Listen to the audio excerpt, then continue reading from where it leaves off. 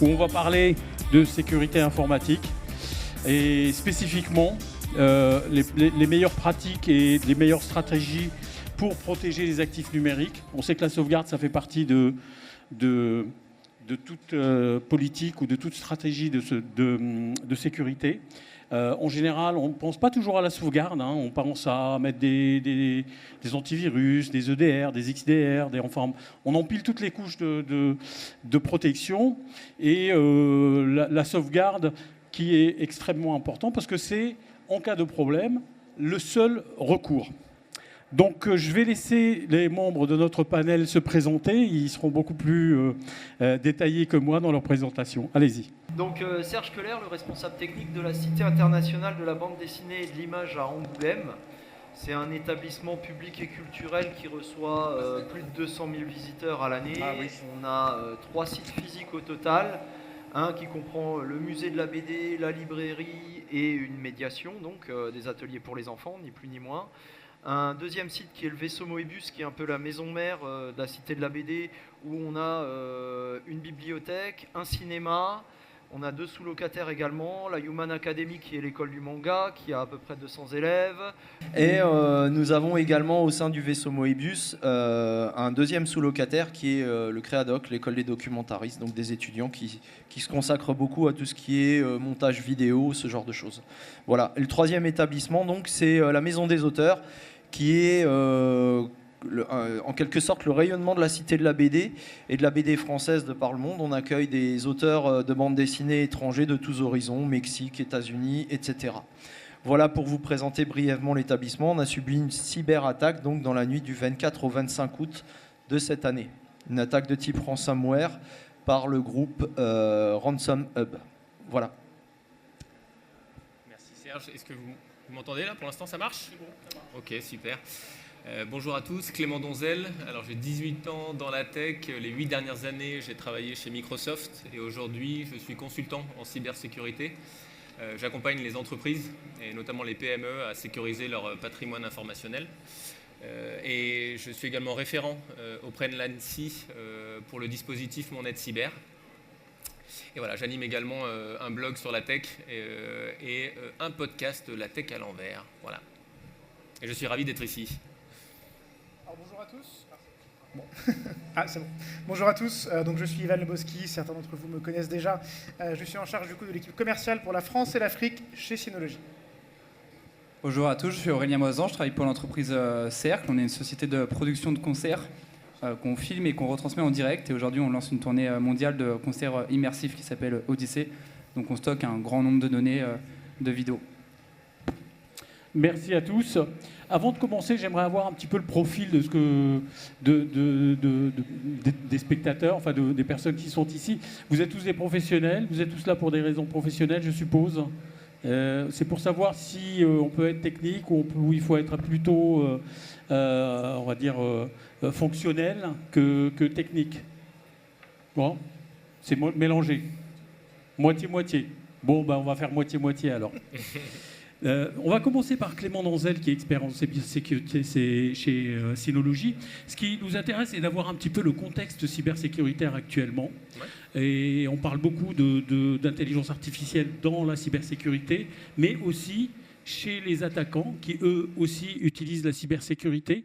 Est-ce que ça change quelque chose en termes de précautions à prendre ? Bien sûr. Alors, merci Mourad pour la question. Alors déjà au niveau des menaces, ce qu'on peut dire, c'est qu'on va distinguer 4 types de menaces cyber. La première, c'est la cybercriminalité, donc qui est vraiment l'appât du gain. Alors celle-là, elle est clairement, c'est celle qui domine aujourd'hui. Le deuxième type de menace qu'on va observer, ça va être le sabotage. On va également avoir l'espionnage. On a pu le voir notamment dans l'actualité. Et le dernier, ça va être la déstabilisation, qui a notamment pas mal augmenté avec la guerre Ukraine-Russie. Donc on a ces 4 éléments. Mais encore une fois, la cybercriminalité, avec l'appât du gain, est l'une des menaces les plus importantes. En termes d'attaques cyber, aujourd'hui, on a une forte augmentation des attaques et également en termes de complexité. Alors ce qu'il faut savoir aujourd'hui, c'est que l'ANSSI nous dit de 2022 à 2023, l'augmentation des fuites de données a augmenté de 70%. Donc c'est aujourd'hui le principal risque. Et concrètement, comment ça se manifeste? Donc on a des PME aujourd'hui qui sont de plus en plus ciblées. Avant, les attaques elles étaient plutôt faites par ce qu'on appelle les Advanced Protection, les Advanced Threats. Donc c'était plutôt des groupes organisés qui allaient attaquer. Aujourd'hui, on voit de plus en plus de PME qui se montent sur le dark web et qui promulguent des attaques. Alors ce qu'il faut savoir aujourd'hui, c'est qu'on a deux types d'attaques essentiellement. Serge parlait des ransom, donc on a les ransomware maintenant as a service directement ou avec le code source et des kits qui sont disponibles sur le dark web pour que les cyberattaquants s'en saisissent et lancent leurs attaques directement. Et la deuxième attaque, elle va plutôt constituer pardon, j'ai un trou, c'est le stress. Le phishing as a service, donc là également c'est en forte augmentation le phishing as a service. Et là pour revenir sur ton point Mourad par rapport à l'intelligence artificielle, aujourd'hui pour 500 €, vous allez sur le dark. D'ailleurs les PME sur le dark recrutent, hein. Je ne conseille à personne d'y aller, mais en tout cas sachez que c'est un domaine qui est en forte croissance. Et pour 500 € aujourd'hui vous allez avoir une plateforme avec un service client et vous allez pouvoir exécuter une campagne de phishing avec des modèles IA qui aujourd'hui en fait ne comportent plus du tout de fautes d'orthographe. Avant c'était assez facile de les identifier, aujourd'hui c'est plus le cas avec l'IA. Donc c'est une problématique et en plus ce sont des plateformes qui bypassent tous les multifactor authentication, donc que ce soit Microsoft ou autre. Donc ça facilite en plus la compromission des systèmes. Juste pour finir peut-être sur quelques chiffres pour expliquer, enfin pour donner un petit peu la température. Donc aujourd'hui il faut savoir qu'une attaque cyber chez une PME, ça coûte à peu près 120 000 € à la PME. Et ça, c'est des sources. La source, c'est l'AMRAE, qui est donc l'assurantiel.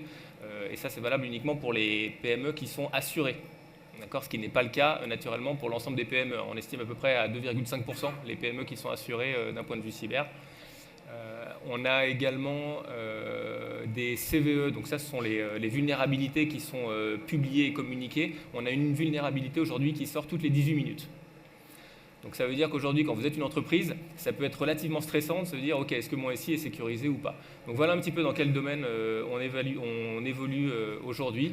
Donc dans un contexte qui est quand même relativement stressant parce que augmentation des attaques qui sont de plus en plus complexes. Mais heureusement, on est là aujourd'hui pour donner quelques pistes pour mieux protéger votre patrimoine informationnel. Alors, il y a un autre aspect aussi, c'est la complexité grandissante du système d'information. Les couches s'empilent, les infrastructures deviennent ingérables. Et là, la sauvegarde aussi a un rôle à jouer parce qu'elle comporte des automatismes, parce qu'elle comporte des fonctionnalités qui permettent de faire des sauvegardes sans se préoccuper de ce que fait le réseau, par exemple. Alors exactement, donc les sauvegardes, elles sont clés. Pourquoi? En lien avec l'attaque ransomware as a service. Donc aujourd'hui, ce qu'on voit arriver, alors je suis désolé pour tous ces acronymes ou ces anglicismes que j'essaierai de traduire, mais grosso modo, désolé pour l'autre moitié. Arriver des attaques du type crypt and leak. Donc là, c'est un peu la double peine, c'est-à-dire que non seulement vous prenez un ransomware sur votre système qui va chiffrer l'ensemble de votre système d'information, mais en plus, vous allez recevoir une menace comme quoi vos données vont également fuiter sur le dark web ou encore pire dans les médias ou en tout cas sur le web en clair. Donc là, c'est un peu la double peine pour les entreprises. Donc effectivement, il y a vraiment deux recommandations en tout cas pour parer cette attaque qui augmente. C'est d'une, naturellement chiffrer l'ensemble de vos données et des bases de données et surtout appliquer une règle de bon sens dans la sauvegarde qui est la règle des 3-2-1, donc 3 sauvegardes sur deux systèmes différents et dont une sauvegarde qui est déportée, qui est physiquement isolée du réseau. Il y a pas mal d'exemples, on pourra y revenir un petit peu plus tard, mais de hackers qui arrivent et qui non seulement chiffrent votre SI, mais en plus vont aller s'attaquer aux sauvegardes. Ils ne sont pas bêtes, les hackers, ils ont bien compris que vous alliez sauter sur vos sauvegardes pour réinstaller le système. Donc ils chiffrent aussi les sauvegardes, d'où l'importance toujours d'avoir des sauvegardes qui soient hors réseau. Voilà, donc la sauvegarde, elle est évidemment clé pour tout ce qui est plan de reprise d'activité, plan de continuité d'activité. Oui, il y a des méthodologies de sauvegarde qui permettent d'avoir des copies dans différents sites, au cas où il y a le feu sur un site, sur des précautions de base, parce que les données que vous allez y mettre sont des données importantes. ne serait-ce que des données comptables. Si vous avez un contrôle fiscal, vos données comptables, vous êtes obligé de les retrouver. Et si on n'a pas fait le bon choix et les bons travails de sauvegarde, ça ne fonctionne pas. On va passer au côté client maintenant. On va commencer par Aurélien, qui est IT manager. Donc là, on est dans les décisions à prendre. Comment vous intégrez la sauvegarde dans la pile technologique de la cybersécurité? Est-ce que pour vous, c'est quelque chose qui vient en premier, c'est-à-dire que c'est la base de tout, ou est-ce que, non, on verra pour la sauvegarde plus tard? Ah oui, alors pour moi, c'est vraiment la base de tout, parce que comme je le disais tout à l'heure, on a une production d'audiovisuel, et le cœur de notre métier, c'est nos vidéos, c'est notre contenu. Et le but pour moi, c'est vraiment de les protéger comme un coffre-fort, et j'y fais vraiment attention, c'est vraiment précieux. Et je le fais vraiment avec bon cœur. Et comment vous abordez justement la sauvegarde? Elle est planifiée, c'est une stratégie, bien entendu, je suppose. J'applique exactement ce qu'il disait justement Clément. J'ai un NAS au bureau principal qui est un peu la maison mère sur lequel tous les utilisateurs travaillent dessus. Un deuxième NAS du coup en redondance qui est malheureusement connecté au réseau, donc je viens d'apprendre que je vais le déconnecter du coup pour qu'il soit seul, et c'est vraiment pas bête. Et après une troisième sauvegarde dans un serveur plutôt à distance en ligne. Du point de vue, on va dire, de l'automatisation, ce qu'on aime quand on est responsable de l'informatique dans une entreprise, c'est d'installer quelque chose et de ne plus s'en préoccuper, de ne plus en entendre parler. Est-ce que c'est le cas pour vous? Pour le coup, je la fais en temps réel, en temps constant. Donc le système, il fonctionne en temps réel avec ses automatismes, ses alertes, s'il y a de quoi avoir des alertes, et vous n'êtes pas là à le gérer quotidiennement. Exactement, oui. Mais je fais une vérification une fois par semaine, je fais toujours un petit tour de monitoring pour voir si tout va bien. Voilà. Ok.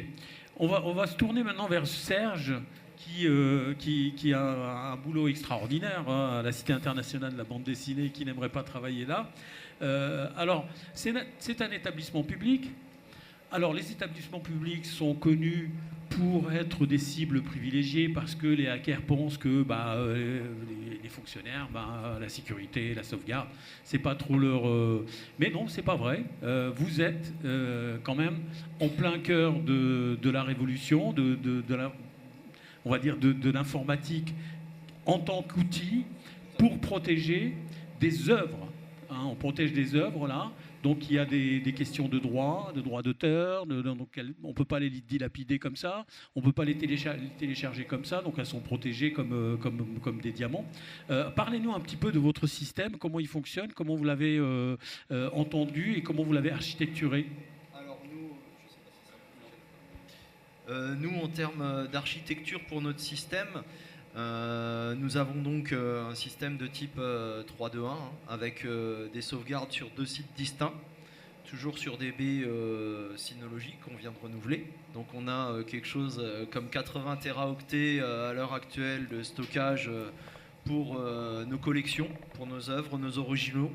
Ça représente à peu près 480 000 images qui sont pour la plupart dupliquées dans 4 formats différents. Enfin, on numérise tout ça en très haute résolution et suivant plusieurs formats.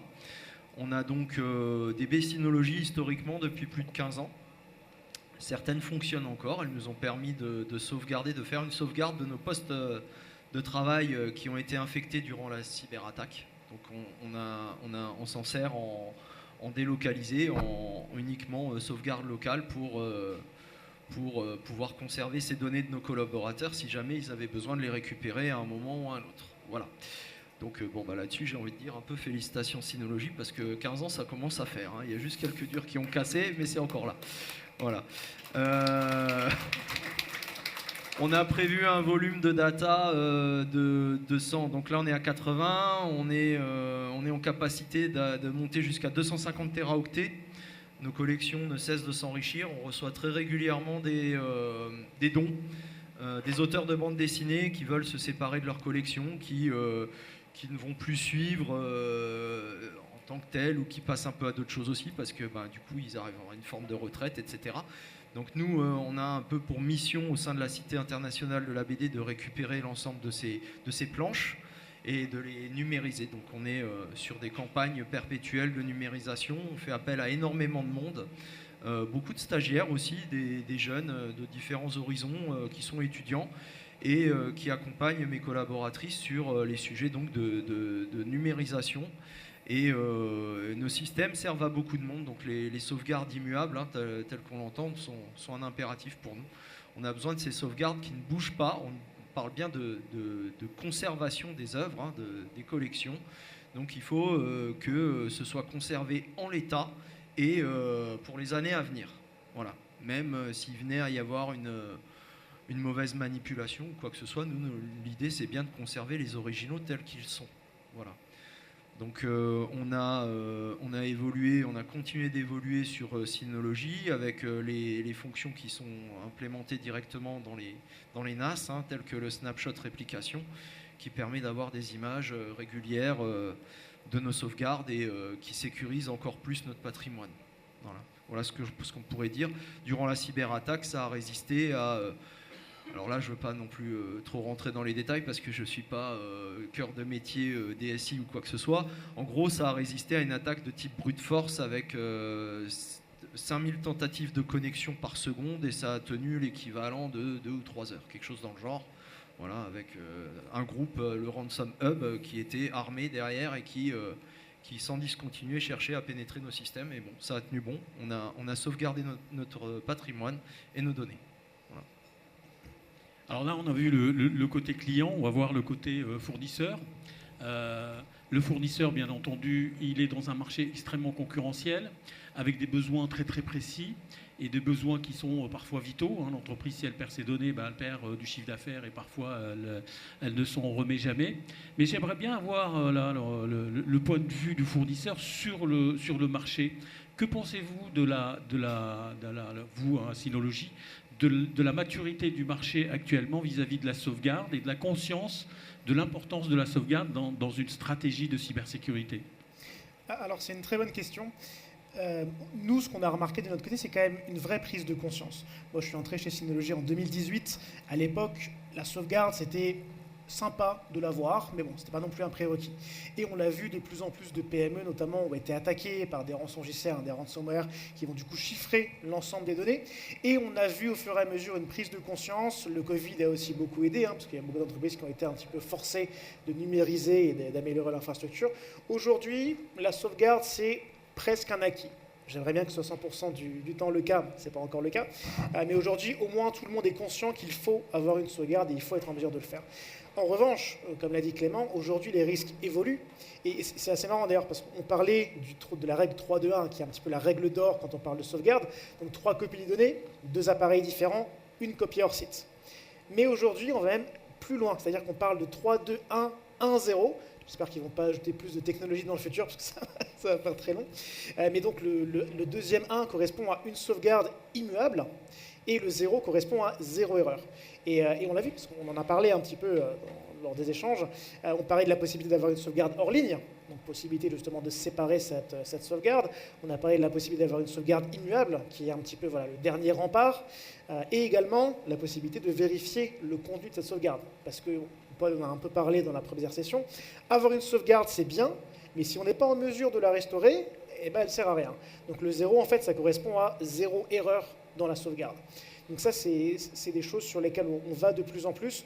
Aujourd'hui, on a des clients qui ne veulent plus s'arrêter au 3.2.1 et qui nous disent « Moi, je veux aujourd'hui une sauvegarde immuable ». Et ils ont raison, parce que c'est en fait la seule solution avec laquelle on peut vraiment être sûr que peu importe le niveau de sinistre, tant que le NAS ou l'appliance physiquement est toujours en place et qu'on peut la démarrer, on peut restaurer les données. Et ça, c'est très important. Et le 0 erreur va aussi s'accrocher un petit peu à ça, puisque c'est important aujourd'hui de garantir la possibilité de restaurer les données. Et ça, on a travaillé avec l'hôpital de Créteil, qui justement avait des gros besoins en termes de sauvegarde. Et eux, grâce à nos solutions, ont pu mettre en place quelque chose de très intéressant, c'est qu'ils peuvent, en fait, grâce à nos outils, faire des exercices de restauration. Donc tous les mois, ils vont restaurer automatiquement les images qu'ils ont sur ActiveBackup, ils vont en transformer en VM directement sur NAS, les démarrer et vérifier qu'ils peuvent effectivement se connecter à la VM et qu'en cas de souci, ils peuvent récupérer les données. Donc c'est très important et on voit le paysage vraiment de la sauvegarde évoluer. Aujourd'hui, je pense que sur les acquis, on est plutôt bien. Maintenant, il faut aller au-delà et garantir vraiment que si on est attaqué, on peut quand même restaurer et que la restauration fonctionnera. Après, bon, malheureusement, c'est toujours pareil. J'aimerais bien que tout le monde soit au courant de la sauvegarde. Aujourd'hui, on a des directives, comme la directive NIS 2, qui vient d'entrer en vigueur, qui montrent dans les faits que si on a besoin de mettre en place une directive pour forcer les entreprises de certains secteurs stratégiques à se protéger, c'est que quelque part, il y a un souci. Oui, NIS 2 élargit, on va dire, le champ d'application de la loi aux fournisseurs, à tous ceux qui entourent les entreprises d'importance vitale. Et dans ce domaine-là, les fabricants, les fournisseurs, ils sont dans un domaine où l'évolution des technologies est d'une rapidité extraordinaire. Alors pour les moins techniques, on voit bien qu'il y a un mix qui se fait dans les appliances de sauvegarde, où on va enrichir de plus en plus les fonctionnalités. Est-ce que vous pouvez nous parler de ça, Yvan, justement, de quelles sont les fonctionnalités qu'on peut s'attendre à trouver dans ces appliances-là et comment elles couvrent justement les besoins de conformité. On vient de parler de NIS 2, parce que c'est extrêmement important que l'acheteur il connaisse, il sache quelles sont les fonctions qui sont à l'intérieur pour voir s'il est couvert. C'est aussi simple que ça. Absolument. Alors, ce qui va être important de retenir ici, c'est que les menaces, effectivement, continuent d'évoluer. Aujourd'hui, l'IA, on en parle beaucoup comme un outil de cybersécurité, un outil préventif. Comme l'a expliqué Clément, l'IA représente aussi une menace. Ça facilite la porte d'entrée pour rentrer un petit peu dans ce monde du ransomware, par exemple. Donc, il faut rester un petit peu l'épée sur terre. Aujourd'hui, nous, chez Synology, notre mentalité, c'est on va être dans du PRA, du PCA. C'est-à-dire qu'on peut avoir le meilleur plan de sécurité du monde, on peut avoir un pare-feu complètement inviolable, on peut avoir des personnels qui sont entraînés, qui sont prêts. À un moment ou à un autre, quelqu'un va faire une erreur. On dit, dans tout cas, dans un système informatique, le point d'échec numéro 1, c'est, et ça restera toujours l'humain. Il suffit que quelqu'un, sur un poste connecté au réseau, clique sur le mauvais lien, bam, ransomware et c'est fini. Donc, on pourrait faire du préventif, on pourrait effectivement aller sur des solutions qui empêchent les intrusions, mais au bout d'un moment, s'ils ne passeront pas par la porte avant, ils passeront par la porte arrière. Si la porte arrière est fermée, ils passeront par la fenêtre, et sinon ils casseront un mur. Donc notre métier, ça va surtout être de garantir que lorsqu'il y a un sinistre, on peut se relever. Donc essayer de mettre une sorte de matelas pour que quand on tombe, on puisse se relever, et pas forcément empêcher les gens de tomber, puisqu'on sait qu'à un moment ou à un autre, on finira par tomber. C'est la fameuse résilience qui a été gravée dans le marbre par NIS 2. De toute façon, il faut pouvoir se relever. Et même, on peut aller plus loin, on peut faire l'objet d'un contrôle. Et si on ne peut pas prouver qu'on peut se relever, la loi prévoit des sanctions. Donc la sauvegarde, elle est inévitable pour justement, non seulement pour se protéger, mais aussi pour être conforme avec la loi. J'aimerais bien me tourner vers Aurélien pour savoir quelles sont les fonctionnalités ou quelles sont les caractéristiques que vous attendez d'une solution de sauvegarde. Voilà. Vous avez un profil d'entreprise assez spécifique, donc comme Serge, qui doit sauvegarder, mais qui doit aussi servir. C'est-à-dire que la solution de sauvegarde, elle sécurise, mais elle doit être aussi performante pour pouvoir fournir les images, les BD, les vidéos sans latence aux utilisateurs. Donc le système de sauvegarde, il doit avoir un certain nombre de caractéristiques qui permettent cela. Exactement, parce que nous, en fait, alors oui, effectivement, c'est une des attentes même principales avec la sauvegarde, c'est que mes utilisateurs puissent travailler en direct sur le NAS. On fait beaucoup de montage vidéo, de traitement, de design. C'est vraiment le cœur de presque toute la société. Oui, travailler directement sur un NAS, il faut rappeler que ça passe par le réseau. Oui. Donc il y a toute la latence du réseau. Donc si vos collègues peuvent travailler directement sur le NAS, ça veut dire que vous avez une installation extrêmement performante. Est-ce qu'elle a des spécificités ou est-ce que c'est de l'Ethernet classique ou c'est de la fibre ? On a une fibre dédiée avec un opérateur privé. Ouais. Et c'est lui qui s'occupe de toute la distribution du réseau. Donc il est venu chez nous avec nos cahiers des charges pour que tout le monde puisse avoir l'accès le plus rapide possible au NAS. Et après, pour tout ce qui va être gros transfert de fichiers, par contre, là, j'ai une machine qui est connectée en direct sur le NAS et qui ne passe pas par le réseau. Parce que parfois, ça nous arrive de transférer 4, 5, 6 Tera d'un coup. Ouais, donc Et vous avez mis en place un système qui permet de servir une fibre optique de quelques gigas, je suppose. Ouais, bah c'est avec la fiche 10 gigas directement connectée sur le NAS et directement connectée sur la fiche de l'ordinateur. Et du coup, c'est un lien direct et c'est hyper efficace, ça va super vite. Et ça, c'est un aspect extrêmement important de pouvoir servir les utilisateurs en temps réel et sans latence, parce qu'on va avoir des applications de plus en plus critiques, basées sur l'IA, la reconnaissance faciale, où la latence doit se rapprocher de plus en plus du temps réel. Comment vous fait Synology justement pour pouvoir proposer, on ne va pas rentrer dans l'architecture des NAS et des appliances, mais quelques indications, ça peut donner une bonne idée. Alors moi je dis toujours que le meilleur moyen d'améliorer ses performances, c'est de ne pas faire le travail qu'on faisait avant.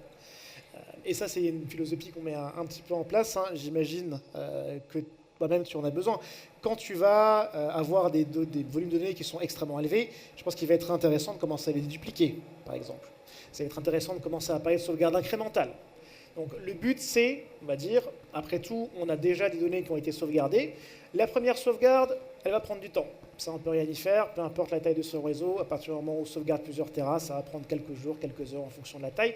Par contre, sur toutes les sauvegardes suivantes, là, on va pouvoir intervenir. Avec la sauvegarde incrémentale, on va comparer les différentes versions. Donc on va regarder ce qui a déjà été sauvegardé. On va dire, ah, bah ça va pas bouger. Bah, je ne vais pas en fait le sauvegarder une deuxième fois.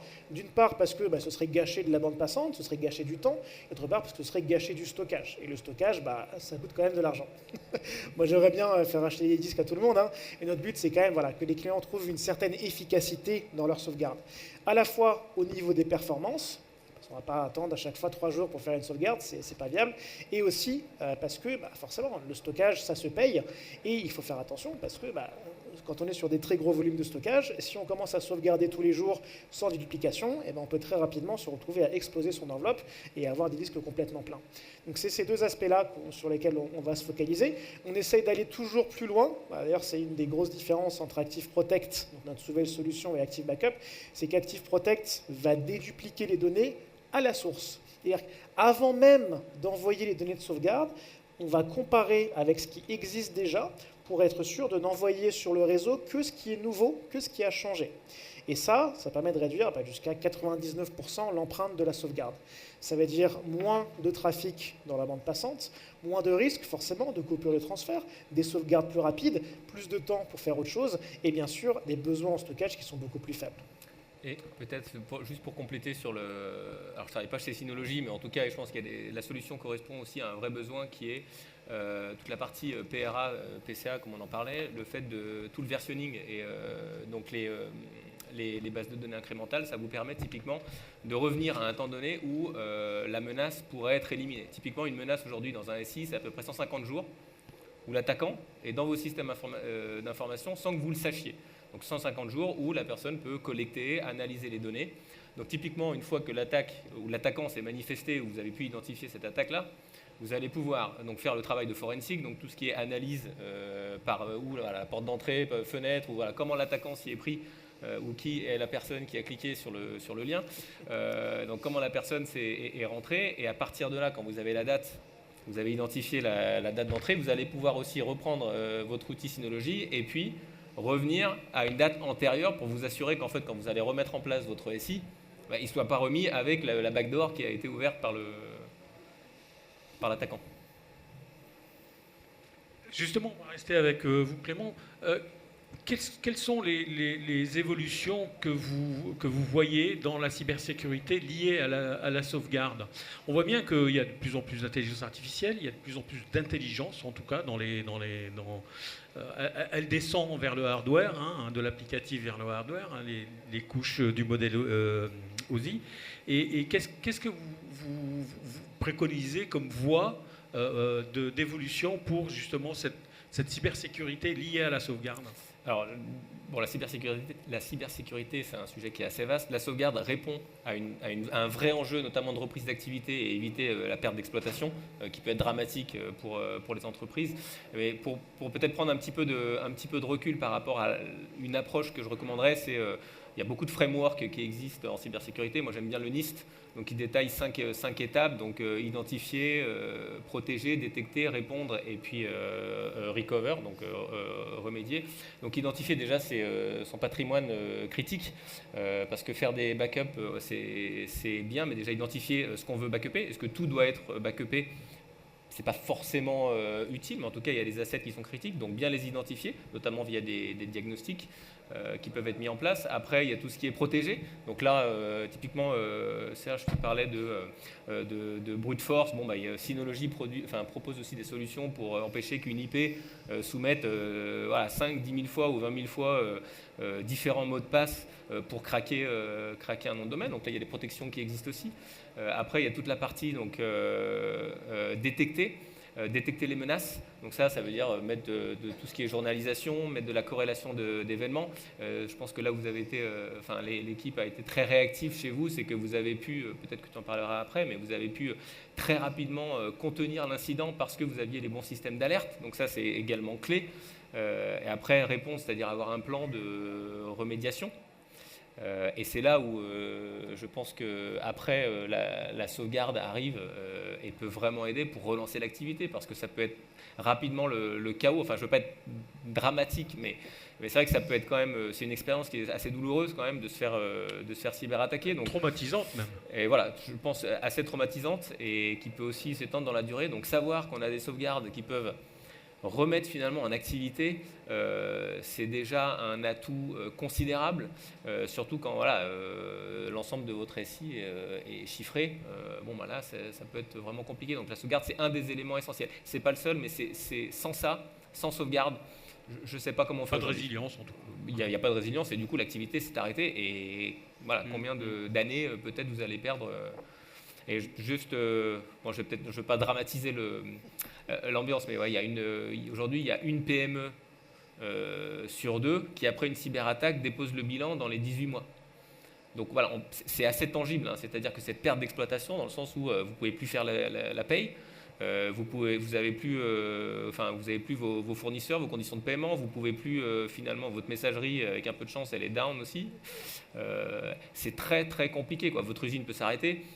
Donc qu'est-ce qui se passe, quoi? Là, je me tourne vers Serge pour un petit peu capitaliser sur l'expertise et l'expérience justement d'un établissement public avec un fournisseur de sauvegarde. En informatique, en général, les fournisseurs sont assez proches de leurs clients. Pourquoi? Parce que, en cas de problème, en cas d'incident, c'est le fournisseur qui a les clés pour pouvoir déboucler les choses. Quelle est votre relation avec Synology, qui dure depuis si longtemps? Ça a piqué un petit peu ma curiosité, parce que c'est rare quand même, hein, sur ce marché-là.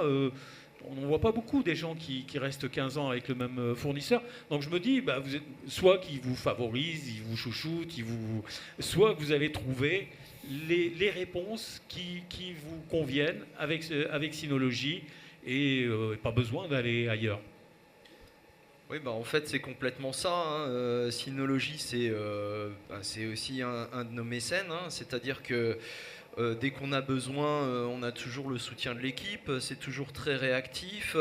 Dès qu'on a la moindre question, ils nous accompagnent, ils savent nous guider, nous orienter. Enfin voilà, pour mes collaborateurs à la Cité et pour notre ingénieur réseau et système, ça fait plus de 15 ans qu'ils ne se posent même pas de questions et qu'on est avec Synology et qu'on continue d'être avec Synology et que ça se passe super bien, quoi, vraiment. Il y a une relation client qui est au top. Je pense qu'on peut le dire, elle est au top. Et effectivement, pour en revenir à la cyberattaque, c'est toujours quelque chose de traumatisant pour les équipes, hein. On l'a vécu, c'est jamais simple. On a eu la chance de s'en sortir très bien parce que notre ingénieur réseau et système qui fait du monitoring a été alerté dans cette nuit du samedi soir, hein, de la nuit du samedi au dimanche, de cette cyberattaque qui était en cours. Il n'a pas réagi immédiatement parce qu'il est comme tout le monde, hein, à un moment donné il dort, donc c'est les alertes successives qui ont fini par le réveiller au bout d'à peu près 3 heures. Il a très très bien réagi, hein, c'est-à-dire qu'il a fait exactement ce qu'il fallait. Il s'est connecté en VPN au firewall de la cité. Il a coupé la connexion Internet, donc clairement, il a empêché l'attaque de se poursuivre. Et il a réagi suffisamment à temps. Et nos systèmes ont tenu durant ce laps de temps pour sauvegarder nos données et pour qu'elles ne soient pas cryptées. Donc voilà, c'est pas rien. Et malgré tout, là je reviens sur ce que disait Clément, c'est très compliqué pour nous, ça a des coûts très importants. Heureusement, on a été correctement accompagnés. On peut remercier l'ANSSI au passage qui a été très réactive, qui nous a mis à disposition de gros moyens. Donc les établissements publics et culturels tels que le nôtre ont la chance d'avoir des organismes de ce type qui interviennent pour nous et qui mettent à notre disposition des budgets importants, hein, pour le forensique, pour après faire un plan de remédiation, et puis voilà, hein, enfin on parle de 57 000 €. Et au final, le constat est très clair, c'est que malgré tout, on est à plus de 6 mois après l'attaque, et on n'a toujours pas redémarré l'ensemble de nos serveurs, hein. On a 4 serveurs physiques, 25 serveurs virtuels, qui sont tous maintenant isolés les uns des autres, c'est en train de se reconstruire, et on passe donc d'un système où tout était autorisé, sauf ce qui est interdit, tout est interdit sauf ce qui est autorisé. Donc on passe d'un monde à l'autre monde, clairement. Et voilà, ça reste donc quelque chose de très compliqué à mettre en place. Dans l'absolu, tout ce qui va sortir d'un serveur et pour aller vers un autre va repasser par le firewall avec des règles sortantes, circuit dans l'internet, retour vers notre firewall avec cette fois-ci des règles entrantes pour arriver dans un autre serveur. Et comme ça a été très justement dit, ça nous a été expliqué par l'ANSSI, également par l'Intrinsèque, la société qui nous a accompagnés sur le plan de remédiation et sur l'analyse de l'attaque qu'on avait subie. Maintenant, le sujet n'est plus de savoir si on va être attaqué, mais quand on va être attaqué. Voilà. Le sujet est vraiment très simple. Et clairement, l'idée, c'est quoi? C'est de compartimenter, d'isoler notre serveur au maximum. C'est-à-dire que s'il y a un impact, s'il y a un élément du vaisseau mère, j'ai envie de dire, qui vient à exploser pour X ou Y raison, le restant peut continuer de fonctionner. Et on a les sauvegardes à côté qui vont permettre de reconstruire rapidement et de remettre en route rapidement les fonctionnalités. Pour nous, par exemple, l'accueil du public, continuer de sécuriser les œuvres et nos collections. Voilà ce que je peux dire. Aurélien, la relation avec le fournisseur? Ouais, je voulais soutenir Serge parce que nous aussi, on est clients de Synology depuis le début de l'entreprise. Ça fait 7 ans maintenant. Et on a fait évoluer nos produits jusqu'à aujourd'hui. Et on a une super relation avec le service technique qui nous permet de nous accompagner, d'évoluer en temps constant et d'adapter nos besoins avec les machines que la marque propose. Si je peux noter, j'aime beaucoup ce genre de discussion. Bon, déjà parce qu'on nous encense un peu, donc c'est sympa. Mais surtout, ce que je trouve intéressant, c'est que... C'était spontané, hein. Il a dit 15 ans. Moi, ça a allumé la lumière rouge dans ma tête. Je me dis 15 ans, mais c'est lune de miel de 15 ans, c'est rare. On prend les compliments. Mais ce qui est intéressant, c'est qu'à chaque fois, on parle de l'humain. Parce qu'on citait l'IA en disant oui, l'IA, là. Et en fait, l'année dernière, si vous vous souvenez, si vous étiez là l'année dernière au Solution Day, on avait déjà eu une table ronde et on avait aussi évoqué les sujets de l'IA. Et globalement, moi, mon avis là-dessus, c'est qu'on peut avoir autant d'IA qu'on veut. À la fin de la journée, il faut quand même qu'il y ait un humain derrière. Et on l'a vu dans la relation fournisseur, qu'est-ce qui est important? C'est l'humain. Quand on a eu une attaque à la Cité internationale de la bande dessinée, qui est-ce qui a pris les devants pour empêcher tout ça? C'est un humain. Donc, c'est quand même, je pense, l'élément le plus important ici, ça va rester l'humain. Et il ne faut pas oublier ça. Un système informatique, ça va toujours aussi être des systèmes informatiques, effectivement, mais aussi tous les administrateurs qu'il va y avoir derrière. Et notre mission, c'est aussi d'accompagner ces gens-là, de faire en sorte de faciliter leurs tâches pour qu'eux, ensuite, puissent prendre les décisions qu'il faut au moment où c'est nécessaire. Ok, on va passer, là on arrive à la fin de notre table ronde, on va passer au conseil. Qu'est-ce qu'elle serait, chacun avec son expertise, son expérience et sa position, son métier, quels seraient les conseils que vous donneriez à l'audience concernant justement cette cybersécurité par la sauvegarde? Moi, en tout cas, je dirais qu'avec Synology, j'ai mis en place la double authentification qui fonctionne très bien. Je pense que c'est un conseil qui est très facile à mettre en place. Et après, c'est-à-dire sécuriser les accès. Sécuriser les accès et puis de donner aussi les accès aux utilisateurs selon leurs besoins. Voilà. Et vous avez des accès externes, hein, d'après ce que j'ai compris. Oui, on a des accès externes. Donc, via le service de monitoring de Synology, j'arrive facilement à leur donner, par exemple, accès à seulement ce dossier. Alors, les accès externes, c'est des accès d'en dehors du réseau. Voilà. Moi, mon conseil, ce serait pour ceux qui ne l'ont pas encore mis en place, évaluer la mise en place d'une sauvegarde immuable. Parce que c'est vraiment l'assurance ultime. Peu importe ce qui se passe, peu importe le niveau où l'infrastructure va être compromise, avec une sauvegarde immuable, on aura toujours la possibilité de restaurer. C'est le dernier rempart et on en a besoin aujourd'hui. Et il faut dire aussi, c'est pas plus coûteux, hein, c'est pas parce qu'on a une fonction en plus que ça va... Alors, faut pas garder les sauvegardes immuables pendant 10 ans. Il n'y a pas de version de base et de version premium. Hein. Non, la sauvegarde immuable est disponible sur la majorité de nos solutions. Après, bon, il ne faut pas la garder 10 ans hein, si on n'a pas forcément le niveau de stockage derrière. Mais 16 jours, 14 jours, 30 jours, c'est déjà une très bonne base pour une PME pour se protéger à moindre frais. Oui, il faut séparer le chaud, le froid et le tiède. Hein. Ça, c'est aussi dans les préconisations des stratégies de sauvegarde que... Alors, je dirais pour moi, il y a deux types de préconisations. Déjà, des mesures qui sont plutôt techniques. Donc, effectivement, comme le disait Aurélien, toute la partie double ou multifactor authentication, ça permet vraiment de bloquer la majorité des attaques. Donc, vraiment à recommander. Tous les principes de besoin de savoir et de liste privilège, c'est vraiment donner accès uniquement aux ressources dont la personne a besoin. S'assurer que personne sur son poste de travail n'est admin. Alors c'est assez basique, mais voilà, avoir une politique de mot de passe qui est assez forte.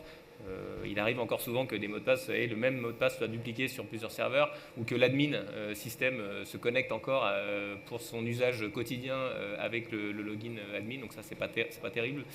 Tout ce qui est micro-segmentation aussi, rendre plus difficile les latéralisations d'attaques, s'assurer qu'une fois que l'attaquant est chez vous, qu'il puisse avoir quand même des difficultés, que vous puissiez le ralentir, parce que effectivement, des fois, ça peut prendre un petit peu de temps avant d'identifier l'attaque. Donc ça, ce sont plutôt des mesures techniques.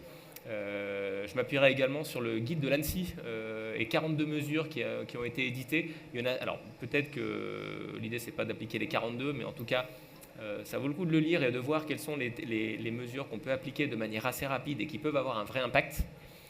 Et ensuite, le deuxième type de mesures, après les mesures techniques, ce sont les mesures organisationnelles. Donc là, on va sensibiliser l'humain. Parce que, Ivan, tu parlais effectivement de l'humain qui est non seulement effectivement responsable souvent des attaques, mais il est aussi le maillon fort derrière pour prévenir ces attaques et puis y remédier. Donc là, ça va typiquement être des micro-formations. Alors, on n'est plus sur des formations cyber, vous savez, de 5 heures ou 6 heures où le collaborateur, il savait clic, et on ne peut plus à la fin de la journée, il a les larmes aux yeux. Voilà, il a les yeux rouges et il n'en peut plus. La cyber, c'est l'enfer. Aujourd'hui, on est plutôt sur des modes 1h30 à 2 heures à l'année sur des micro-formations. Donc, proposer plutôt des formations de 5 minutes, peut-être toutes les semaines. Pas besoin d'avoir un énorme un e-learning monstrueux. Où on peut vraiment faire du micro-apprentissage. Ça fonctionne. Il y a notamment Serge Mizik, qui est le CISO de Paul, Paris-Ouest La Défense, qui raconte qu'il a réussi à baisser le nombre de personnes qui cliquent sur du phishing de 20% à moins de 5%, juste avec 2 heures maximum de formation à l'année. Donc voilà, il y a vraiment des choses qu'on peut mettre en place assez rapidement pour améliorer. Et dernier point sur il y a beaucoup de choses à dire, je suis désolé sur la cyber, la prévention, mais c'est aussi former les équipes techniques. On parlait d'intelligence artificielle, la menace évolue. Il est important que les responsables techniques puissent s'informer des dernières menaces et puissent se sentir prêts à agir, à développer des plans de résilience, etc. Parce qu'effectivement, malheureusement, la question, c'est pas de savoir quand, si on sera attaqué, mais quand. Et dernier point, et après j'arrête promis de parler. C'est passionnant. Je commencerai par probablement, si vraiment vous êtes une entité dans laquelle la cyber, c'est quelque chose qui peut être un peu intimidant, commencer par un simple diagnostic. Et alors je me permets de citer des dispositifs publics, donc de leur faire la promotion dans le sens où il n'y a rien à gagner pour moi.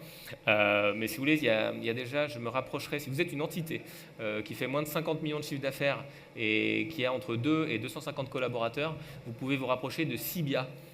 Cybia, c'est un hub européen et qui va... Comment ça s'écrit ? Alors Cybia, c'est C-Y-B-I-A-H. Ah oui, alors C-Y-B-I-A-H, mais qui eux vont financer un diagnostic pour toutes ces entreprises-là donc, qui qualifient, 50 millions de chiffre d'affaires entre 2 et 250 salariés.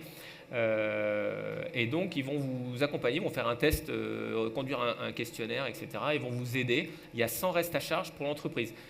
Pour les entreprises qui sont basées en Ile-de-France. Le deuxième dispositif qui peut être également utilisé, c'est le Mon Aide Cyber.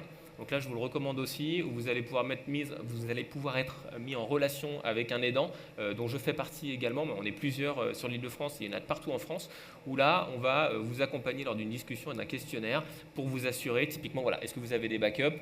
Sinon, on contacte Synology, effectivement, pour mettre ça en place. Et puis, quelles sont les bonnes pratiques pour limiter le risque. La cyber, en fait, l'idée, c'est d'être un petit peu meilleur que les autres pour éviter quand les attaques, généralement, qui sont peu ciblées, c'est un peu une attaque au chalut, donc vous savez, l'attaquant, il lance un filet, et puis après, l'idée, c'est d'être un peu plus fort que son voisin, malheureusement, en tout cas pour éviter que le cyberattaquant passe trop de temps sur notre SI et passe plutôt du temps sur le SI du voisin qui est mal protégé. Donc on est dans cette démarche d'amélioration continue. Donc voilà, j'encourage vraiment tout le monde. Après on passera à Serge, dans l'amélioration continue, il ne faut pas oublier de faire évoluer son système de sauvegarde, parce que les technologies évoluent, les techniques des attaquants évoluent, donc le système de sauvegarde, parfois on a tendance à le mettre dans un placard et puis tant qu'il fonctionne, on ne s'en occupe pas. Il y a aussi le fait de le faire évoluer pour pouvoir répondre aux attaques qui évoluent. Et les tester surtout. Et les tester. Evan, il faut aussi les tester.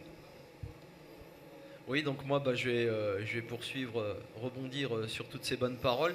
Le conseil que j'ai envie de donner, et je pense pouvoir m'adresser aux plus fragiles, parce que effectivement on fait certainement partie des organismes les plus fragiles, c'est ne pas penser que ça arrive qu'aux autres. Ça, il faut sortir de cet état d'esprit-là, sortir de l'urgence du quotidien et puis agir dès maintenant.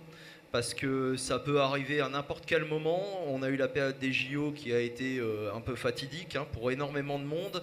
L'actualité est là, les vagues d'attaques, de cyberattaques sont de plus en plus importantes.